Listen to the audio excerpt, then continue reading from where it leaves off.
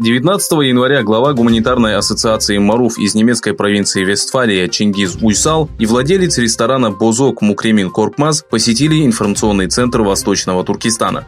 В ходе беседы были рассмотрены текущее положение Восточного Туркестана и пути решения имеющихся проблем.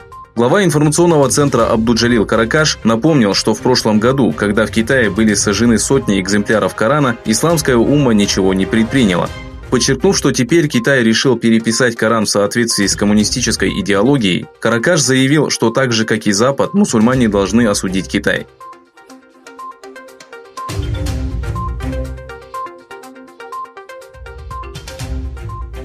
9 января в городе Жаркент состоялось слушание по делу Телека Табарык-Оглу, который перебрался в Казахстан из Восточного Туркестана. Судья Динара Куйкабаева приговорила Телека к 6 месяцам работы в трудовом лагере из-за незаконного въезда в страну. Получив вид на жительство в Казахстане в 2016 году, Телек вернулся в Восточный Туркестан для обучения. После чего китайские власти отобрали у него паспорт и другие документы. Табарык-Оглу заявил, что бежал в Казахстан, где ранее обосновалась его семья.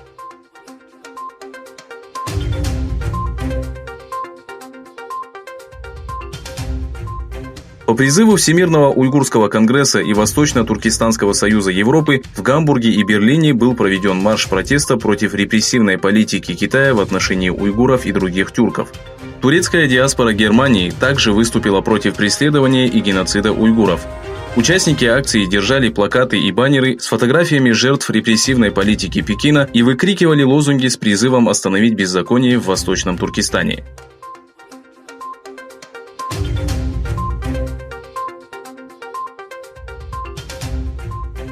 Китайский центр сейсмологии сообщил, что в провинции Кашгар было зафиксировано землетрясение магнитудой в 6,4 балла.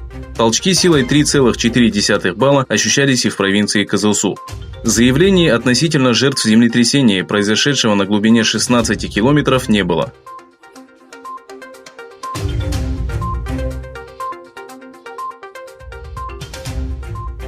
Число жертв загадочного вируса из китайской провинции Вухань увеличилось до 3.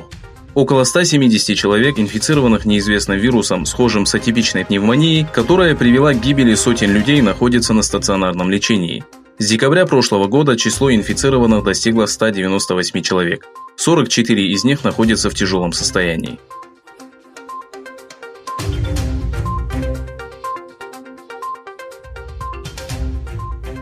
Подчеркнув, что Ливийская конференция прошла в благоприятной атмосфере, министр иностранных дел США Майк Помпео сделал следующее заявление. Во время конференции прозвучали искренние обещания Эрдогана, Меркель и специального представителя ООН, заявивших, что они попытаются снизить риски и добиться прекращения огня. Лидеры, которые приняли участие в Ливийской конференции, прошедшей в Берлине, призвали положить конец всем боевым действиям и соблюдать запрет на поставку оружия по всей стране.